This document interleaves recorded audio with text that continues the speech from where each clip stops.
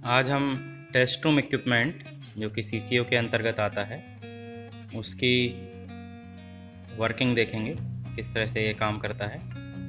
तो लास्ट जो वीडियो था उसमें आपने सीआरई में देखा था, उसमें 55 बटन का कीपैड था, लेकिन ये उपकरण जो है टेस्ट रूम में लगाया जाता है। इसमें आप देख रहे हैं टोटल 16 बटन दिए हुए हैं, 4x4 का कीपैड है। इसमें जो न्यूमेरल की हैं 0 से लेकर के 1, 2, 3 से लेकर के 9 तक 10 बटन है।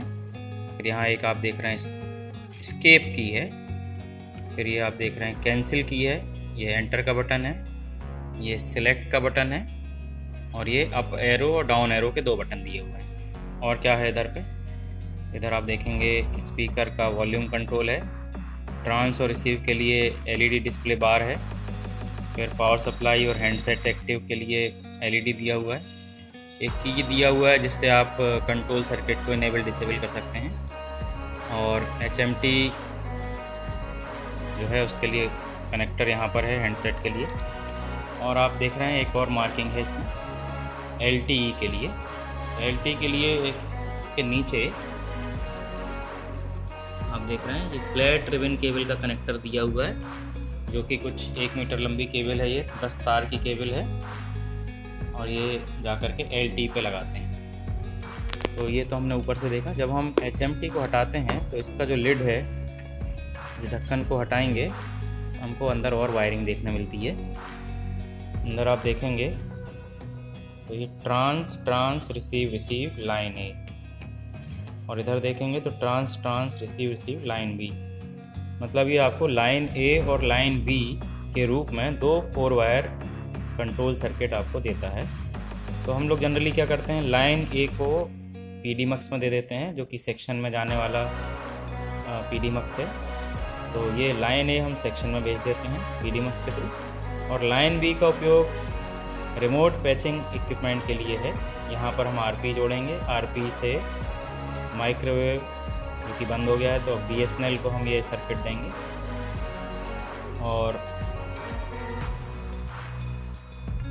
बीएसएनएल से हम ये सर्किट को वे स्टेशन जहां हम चाहते हैं वहां हम इसको ले लेंगे लाइन बी को। उसके नीचे आप देखेंगे तो ये लिख रहा है टू सीआरई।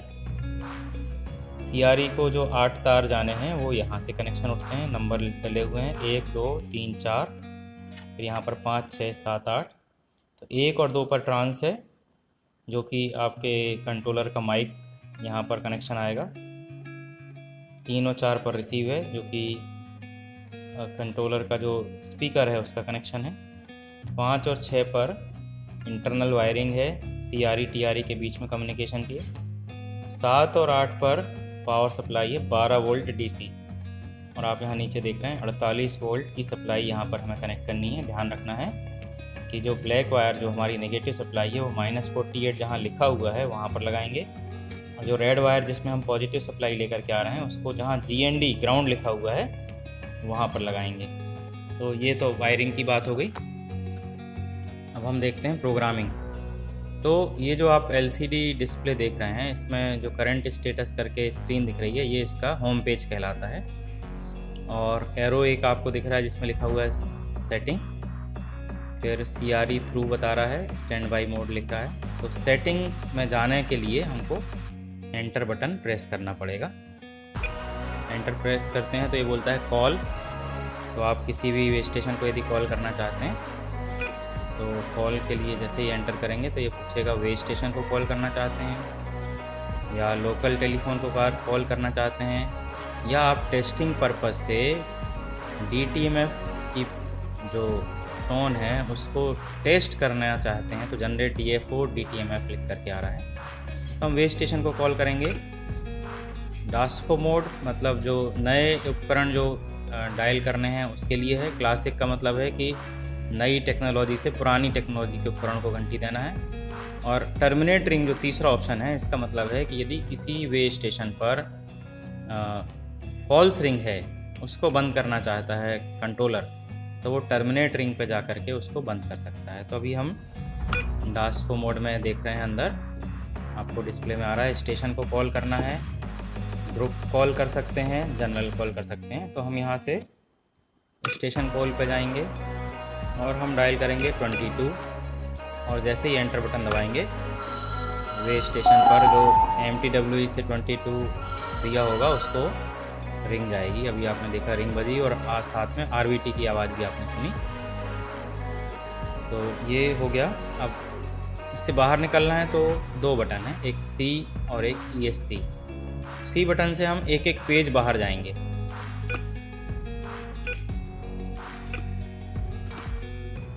ये होम पेज पे आए और ESC बटन दबाते हैं तो डायरेक्ट होम पेज पे आते हैं। C बटन दबाने से एक एक पेज पीछे जाएंगे और ESC बटन से डायरेक्ट होम पेज पर आ जाएंगे। तो हमने अभी देखा सेटिंग में कॉल। अब हमें कुछ चेंज करना है तो हम टूल्स पर जाएंगे। टूल्स में भी हमको 3 ऑप्शन देता है, व्यू, एडिट और हॉट की। व्यू का मतलब है कि आप देखना चाहते हैं क्या सेटिंग हो रही है, तो हम व्यू को एंटर करेंगे तो ये बताएगा टोटल 8 सेटिंग के बारे में बताता है। लाइन A, तो जो हमने वायरिंग देखा यहाँ पर लाइन A, ये ब्लैक हो रहा है, इसका मतलब है कि लाइन A थ्रू है। फिर इसके बाद में बोल रहा है लाइन B, ये लाइन B हो गया।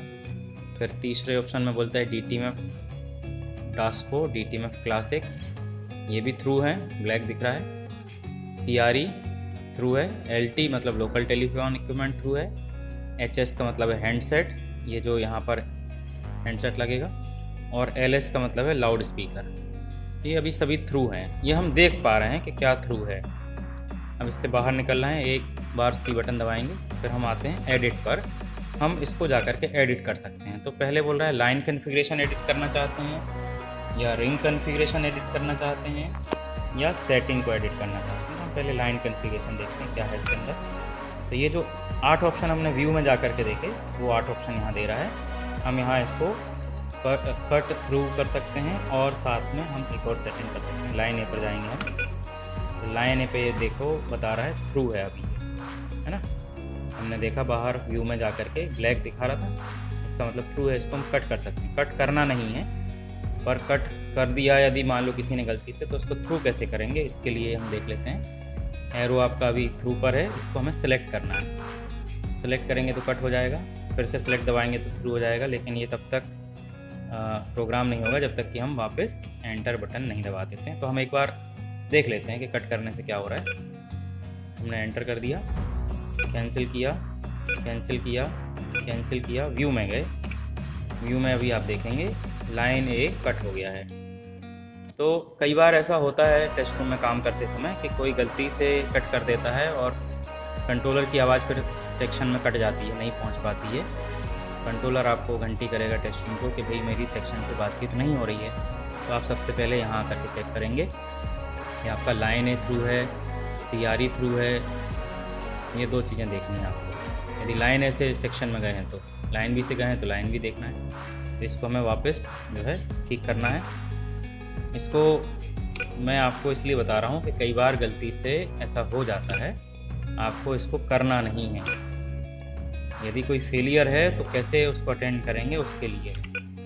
अब इसको मेरे को थ्रू करना है तो मैं सेलेक्ट बटन दबाऊंगा तो थ्रू हो गया, और एंटर बटन दबाऊंगा तो ये थ्रू हो जाएगा। इसी में आप नीचे देखेंगे मैं डाउन एरो से आ रहा हूँ, ट्रांस लेवल। सेलेक्ट बटन दबाएंगे तो अभी 0 dB दिखा रहा है। ये 2 dB के स्टेप में 18 dB तक जाएगा, 18 dB। और फिर से मैं सेलेक्ट दबाऊंगा तो -12 से आ जाएगा ये, और 0 dB तक। तो इसकी रेंज है -12 dB से +18 dB तक। हम लोग जनरली 0 -6 रखते हैं जैसा अभी दिख रहा है।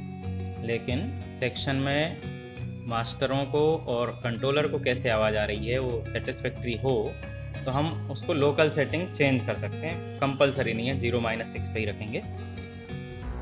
तो ये हम सेटिंग यहाँ से करते हैं। लाइन B में भी इसी तरह से है। DTMF डास्क को जो सिग्नल जाता है तो इसमें हम ट्रांस लेवल नॉर्मल रखते हैं, लो, नॉर्मल, हाई, ऐसे 3 ऑप्शन हमको मिलते हैं। लो, नॉर्मल, हाई, तो हम लोग नॉर्मल पर रखते हैं क्योंकि OFC में काम करना है। OFC में उतना लॉस नहीं होता है, तो नॉर्मल मोड में हम DTMF डास्क को, DTMF क्लासिक ये रखेंगे। फिर इसी तरह से CRE पर जाएंगे। CRE में trans level, receive level, CRE through दिखा रहा है, इसको नॉर्मल रखेंगे। अब आगे आते हैं रिंग ड्यूरेशन। रिंग ड्यूरेशन में जाएंगे तो ये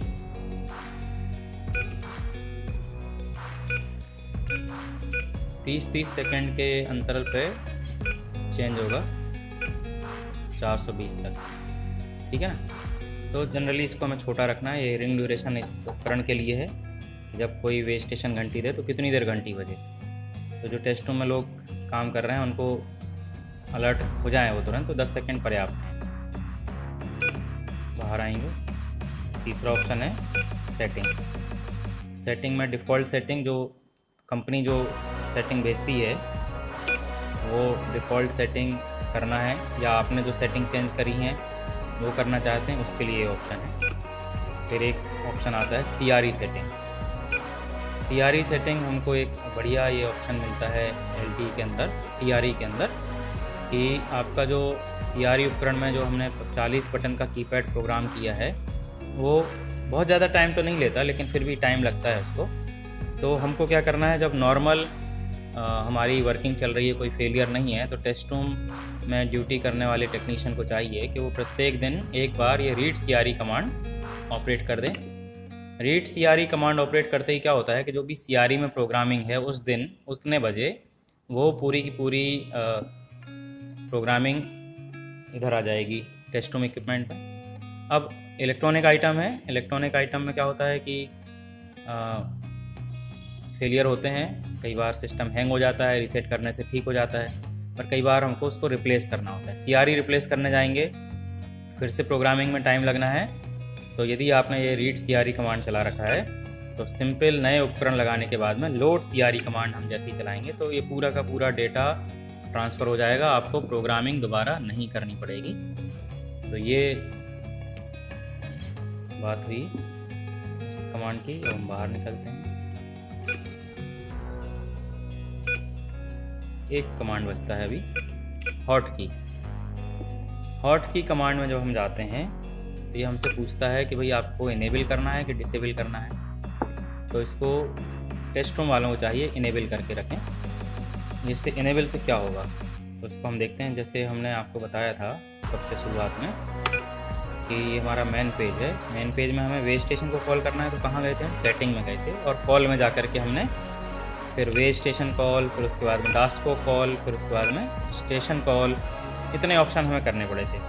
यदि हॉट की आपने इनेबल कर रखा है तो आप मेन पेज पे जाएं, स्टेशन का कोड यदि आपको मालूम है तो इसको डायरेक्ट आप डायल कर पाएंगे।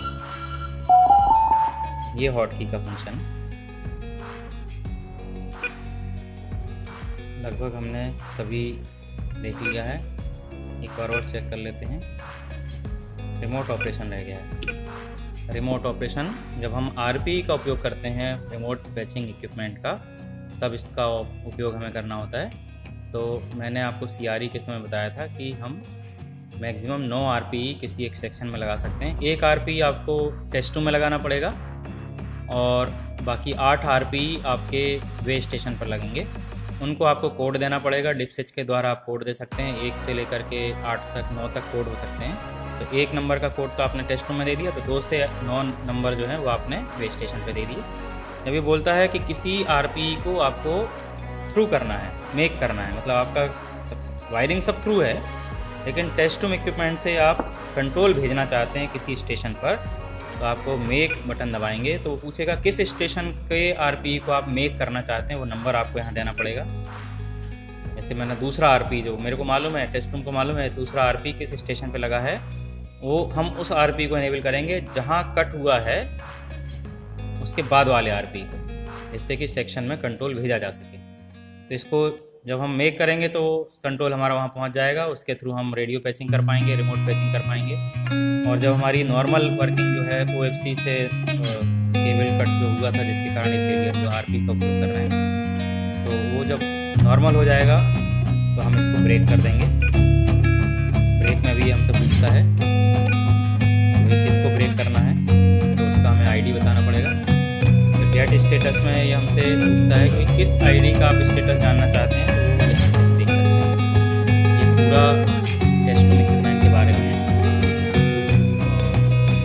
अगला उपकरण हम देखेंगे MPWE।